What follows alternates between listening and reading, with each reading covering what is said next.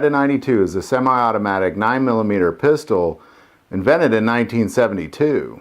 The 92 was made to be a duty pistol for the police and military and was the US Military Sidearm for quite some time.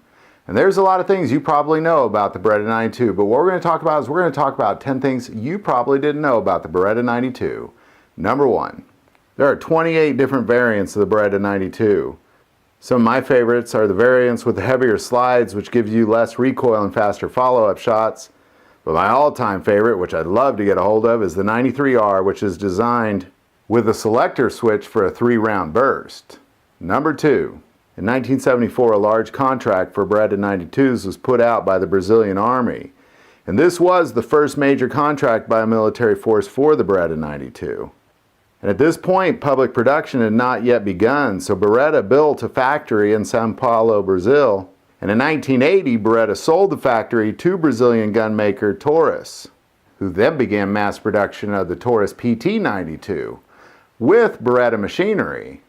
Number 3. 46 countries use the Beretta 92 as their military and police sidearm, including the US, which used the 92 version of the M9, which replaced the 1911 A1 in 1985 but entered full service in 1990. Number 4. During these US military trials, they went against powerhouses like the Colt SSP, the FN High Power, the HK-P7, the Sig Sauer P226, the Smith & Wesson 459, the Steyr GB, and the Walther P88. And it finally came down to 2, the Beretta 92 or the Sig 226. Both those are great handguns. Number 5. Early and initial uses by the Navy SEALs reported slide separation, and this caused some facial injuries. And Beretta had a 2-part response to this. First, they sued the Department of the Navy because of the SEAL team leaking information on this problem. And 2, they installed an oversized hammer pin head to eliminate the problem, which they say was due to overpressured ammo. Number 6.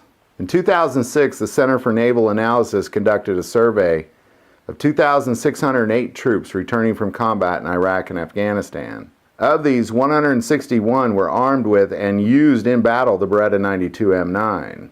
Of these results, 48% were dissatisfied with its performance, 76% were satisfied with the accuracy, 66% were satisfied with range, 88% satisfied with rate of fire, 26% reported failures, 45% reported failures of the magazine, 83% needed no repairs while they're at war, 46% were not confident in it, and 26% desired heavier calibers for better stopping power. Number 7. Shortly after this, in 2007, another controversy surrounded the US military for not using Beretta magazines, but instead used the Airtronic USA magazine, which led to a lot of the battle time problems that the Beretta 92 had. Number 8. In 2007, the U.S. Marine Corps changed their sidearm and required that all enlisted and officers below the rank of colonel would no longer be issued the Beretta 92 M9s as their sidearm, but be issued M4 carbines instead. And this goes along with the idea that every Marine is a rifleman.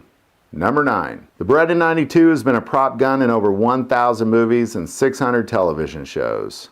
The earliest I recall seeing this gun in a movie was Lethal Weapon, and among some of my favorites would be Die Hard, The Matrix, and The Walking Dead. And finally, number 10. The Turkish company Gearson produced the Yavuz 16, which is an identical copy of the Beretta 92 imported into the U.S. as American Tactical 92, or AT-92. The Yavuz 16 was exported to Canada, Colombia, Georgia, Malaysia, and Syria. And you may already know that, but what you may not know is that speculation has surrounded this particular production in that these pistols were under contract from Beretta having some financial profit from the sales of the Yavuz 16, which makes me wonder more about the Brazilian factory. So there you go, there's my top 10 things you probably didn't know about the Beretta 92. There's probably a bunch you also know. If you have any, comment below. If you like this video, click like and subscribe.